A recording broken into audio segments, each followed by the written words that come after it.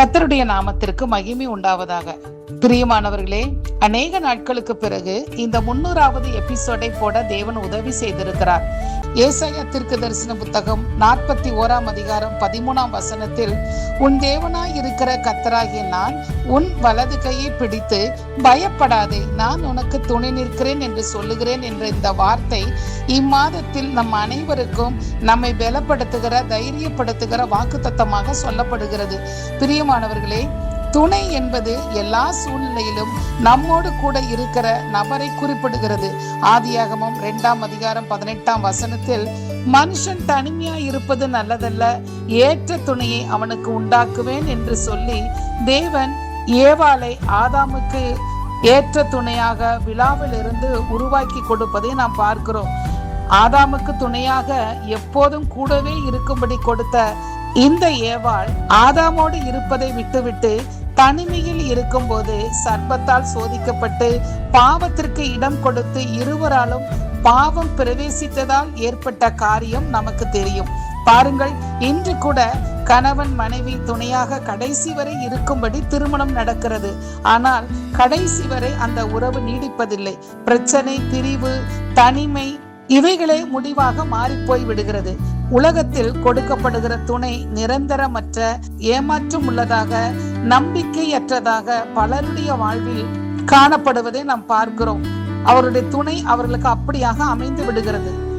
துணையாக இருக்க வேண்டிய கணவனோ மனைவியோ அல்லது பெற்றோருக்கு பிள்ளைகளோ, பிள்ளைகளுக்கு பெற்றோரோ அப்படி கடைசி வரை இருப்பதில்லை. கடைசி வரையில் இந்த உறவுகள் நீடித்திருப்பதில்லை.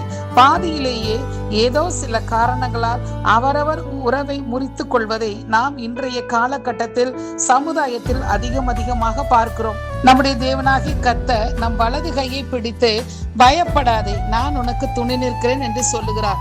வேதத்தில் பலருக்கு இக்கட்டான சூழ்நிலையில் தேவன் துணையாக நின்றதை நாம் அறிந்து கொள்ளுகிறோம். யாத்திராகமம் 14ஆம் அதிகாரம் 25ஆம் வசனத்தில், இஸ்ரவேலர் செங்கடலை கடந்து செல்ல தேவன் துணையாக நின்றதை எகிப்தியர் கண்டு இஸ்ரவேலரை விட்டு ஓடி போவோம் என்று சொன்ன சம்பவத்தை நாம் வாசிக்கிறோம். முன்பாக செங்கடல், பின்பாக பார்வோனின் சேனை, நடுவில் இஸ்ரவேல் ஜனங்கள் எவ்வளவு ஆபத்தான சூழ்நிலையை, இக்கட்டான வேலையை அவர்கள் சந்தித்திருக்க கூடும்.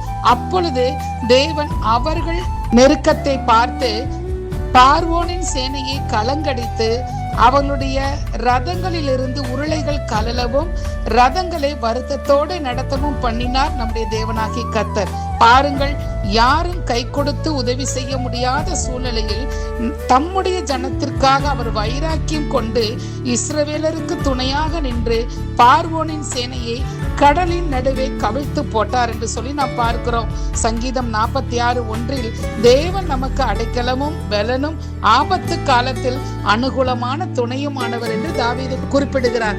இந்த வார்த்தையின்படி உங்களுடைய இக்கட்டான சூழ்நிலையில் யாரும் துணையாக இல்லையே என்றோ, அல்லது என்னுடைய துணை என்னை புரிந்து கொண்டு எனக்கு உதவி செய்ய மறுக்கிறதே என்று அங்கலாய்ப்போடு காணப்படுகிறீர்களோ, குறிப்பிட்ட விஷயத்தை யாருடைய துணையும் இல்லாமல் எப்படி செய்து முடிப்பேன் என்று கவலைப்பட்டு கலங்கி நிற்கிறீர்களோ, பயப்படாதீர்கள். நம்முடைய தேவனாகிய கர்த்தர் உங்களுக்கு துணையாக நிற்கிறேன் என்று வாக்கு கொடுக்கிறார். விசுவாசியுங்கள். அவரே உங்களுக்கு நீங்கள் பயப்படுகிற காரியத்தில் துணையாக நின்று உதவி செய்து உங்களை நடத்துவார். கர்த்தர் தாமே உங்களை ஆசீர்வதிப்பாராக. ஆமென்.